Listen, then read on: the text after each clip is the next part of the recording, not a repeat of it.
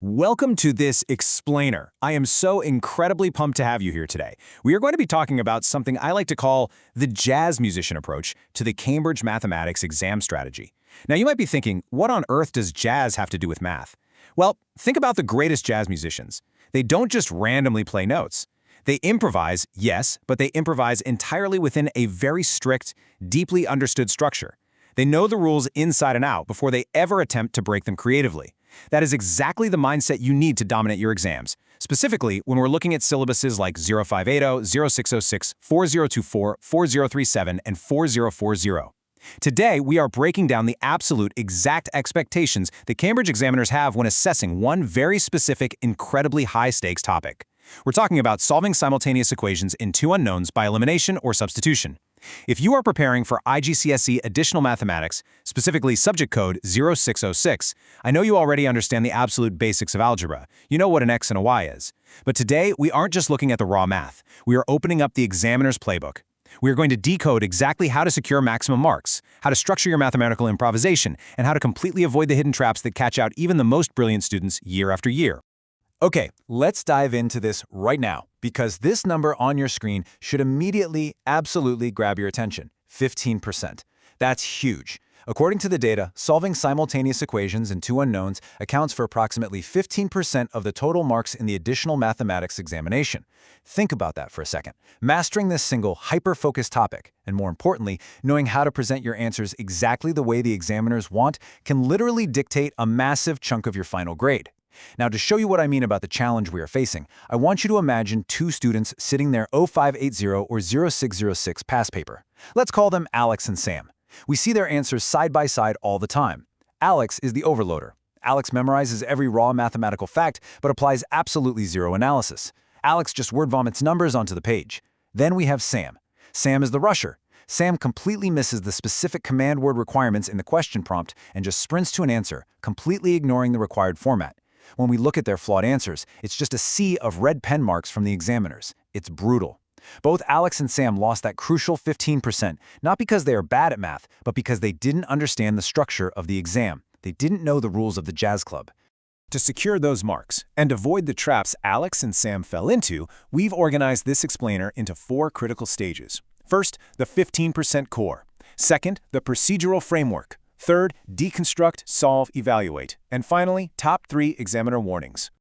Let's start with Section 1, the 15% core, moving far beyond the basics. The Cambridge syllabus makes one thing abundantly clear, and this is where we reveal the ultimate strategy. Top-performing students don't just blindly memorize steps, they exhibit a connected, conceptual understanding that transfers seamlessly to unfamiliar contexts. Examiners are rigorously testing whether your foundation is strong enough to handle variables and equations you have literally never seen before in your life. There is a clear, hard dividing line between average and top-tier candidates, and it comes down to analytical depth versus superficial breadth. What does that mean for you in the exam hall? It means examiners are not impressed if you just quickly scatter a broad range of algebraic steps across the page like Alex does, hoping something miraculously sticks. They require logical, structured reasoning. They want to see you dig deep into the equations, showing a precise analytical path from the initial problem all the way to the final solution. This is where we break down the mathematics-specific command words. Are they asking you to solve, to show that, or to evaluate? Before we continue, subscribe to our YouTube channel Ace the Exams at acetheexams_IGCSE to excel in your Cambridge examinations. Click that subscribe button and hit the bell icon right now. Okay, so getting back to Alex's mistake. When the command word is show that, superficial breadth gets you 0 marks. You have to prove the depth of your logical steps.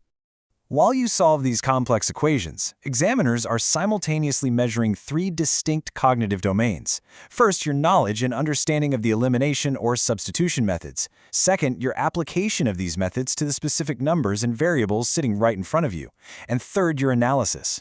This is your ability to recognize patterns, structure your reasoning, and logically navigate complex algebra without losing your way. You absolutely have to fire on all 3 of these cylinders. Now, how do top students actually structure their math answers to hit these domains? They use the Peel framework. Yes, I know Peel is usually for English or history, but it's a massive secret weapon in mathematics. Point: state your method clearly, like using substitution. Evidence: show the exact initial equation you are substituting. Explanation: this is your step-by-step algebraic breakdown, your logical flow. Link: link your final x and y values back to the original context of the question. I want you to play a quick game with me right now. Think about Alex and Sam's answers. Which one do you think followed the Peel framework? I'm going to give you a 30-second mental timer. Think about it. Does a rushed answer without context have a link? No. Does an answer with scattered numbers have an explanation? No.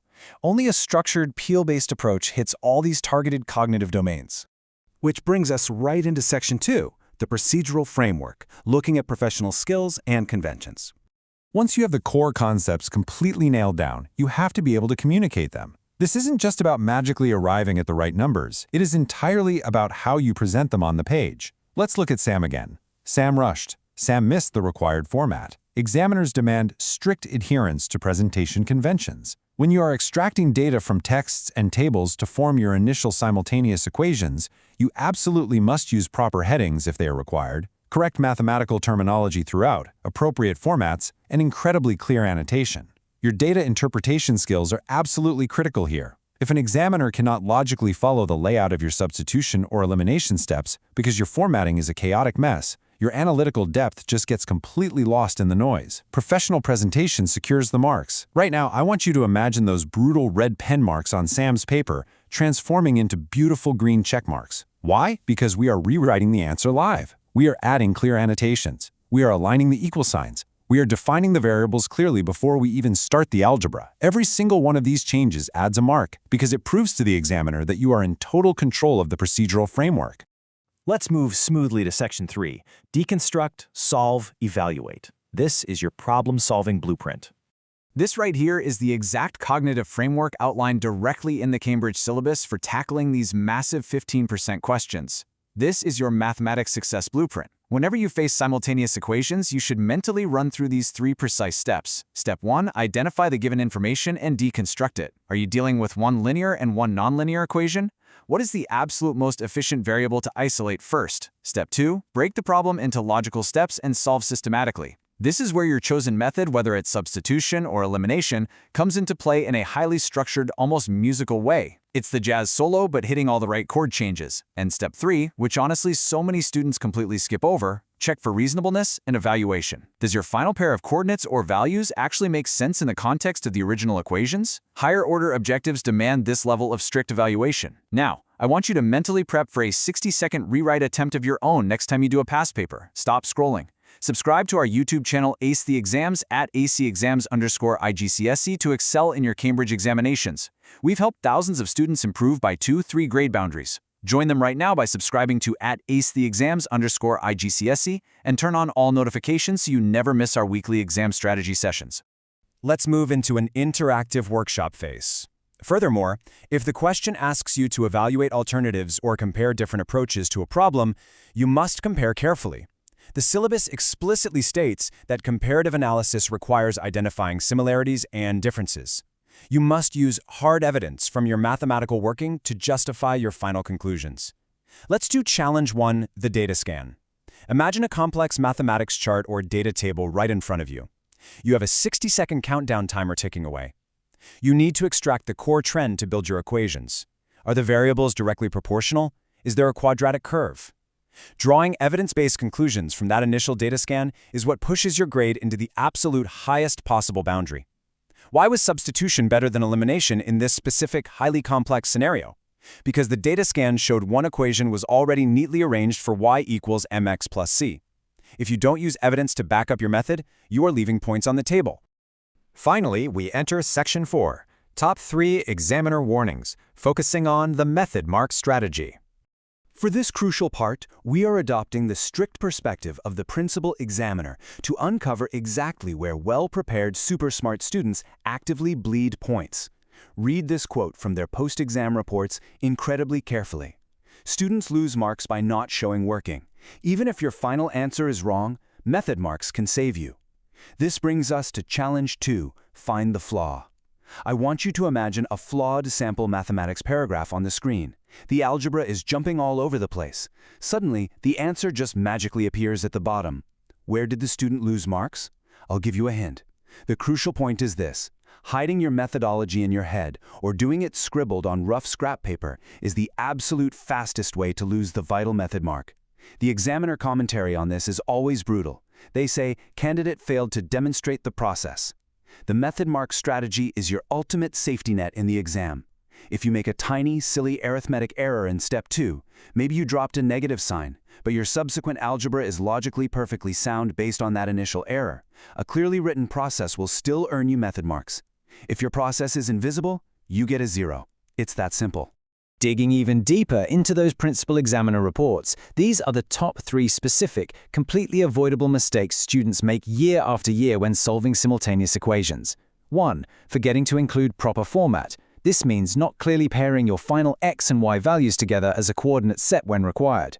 2. Failing to check format and presentation, which constantly results in illegible signs, confusing pluses for minuses, and totally lost negative numbers. And 3. Providing answers that are not specific to the actual context given. If the simultaneous equation models a real-world scenario, like a length of a garden or the time it takes to travel somewhere, providing a mathematically correct but negative answer without explicitly evaluating its real-world impossibility will heavily cost you.